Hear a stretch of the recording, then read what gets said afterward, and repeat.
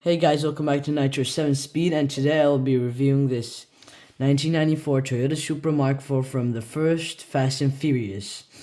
And let's start with the review, I guess. So this is a 1994 Toyota Supra Mark IV from the first Fast and Furious, extremely overrated for some stupid reason.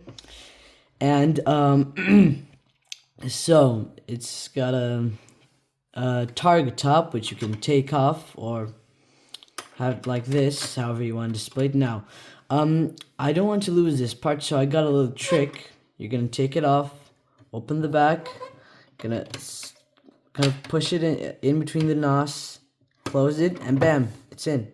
You can't really realize if you kind of look at it from this angle. And yeah, let's start off with the trunk of the car. As you can see, it's got the nitrous, whatever these are, the subwoofers. I really liked subwoofers from back in the 2000s. They it's really cool in my opinion. Some people find them riced up for some reason today. And let's look at the engine. We got the 2JZ. The 2JZ, which is extremely overrated again. This is a really overrated car. Now, this is a 124 scale, but not the 118 scale. So, if you want more detail, buy the 118 scale. But, there's one problem. If you live in Europe, like me, there's a problem. Jada kind of stopped making the 118 scale models. Now, they didn't completely stop, but they kind of make less now than back in the day. Like back in the day, they also made the 118 scale of this model. They also made the 118 scale of the Mitsubishi Eclipse, and they, compared to these, they have much more detail. Like the racing seats had more detail. The the harnesses had detail. They had like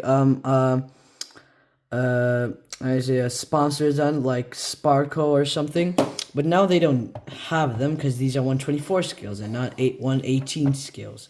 Now the 118 scales are more expensive, especially if you live in Europe, which is a really big problem because I really like 118 scale models, and I don't got any Jada ones. Okay, back to the review, and it's got the classic hood vents. Now there's one problem about this model. You see this thing over here, I'm not sure what it is. Look, don't blame me, I am a car guy, but I just don't know what this thing is.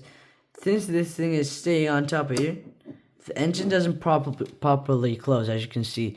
Like, it doesn't fully close. Like, it's meant to look like this, but it looks like this. I'm not sure if that's only a problem on my model, or it's just a design fault. So it's got the classic spoiler, or wing, whatever you call it. It's got the Toyota logo instead of like the one from the movie. I forgot the shape of it. Number 12 over there. It's a really detailed model. You got the yellow roll cage. You got the exhaust. You've also got the Bomb X body kit. Now I'm not sure, but I think this over here is meant to be blinker, or I'm not so sure if it's just a design or if it's on this model, but I'm not sure if they had a blinker in the movie. Now its mirrors are plastic, so they can break off easily. Look, you know. So it's really a nice model, actually. If you look at the bottom, there isn't that much detail. They have got like at least the exhaust system, and it also comes with a Paul Walker minifigure that you can just put it like this. I display it like this in my collection, and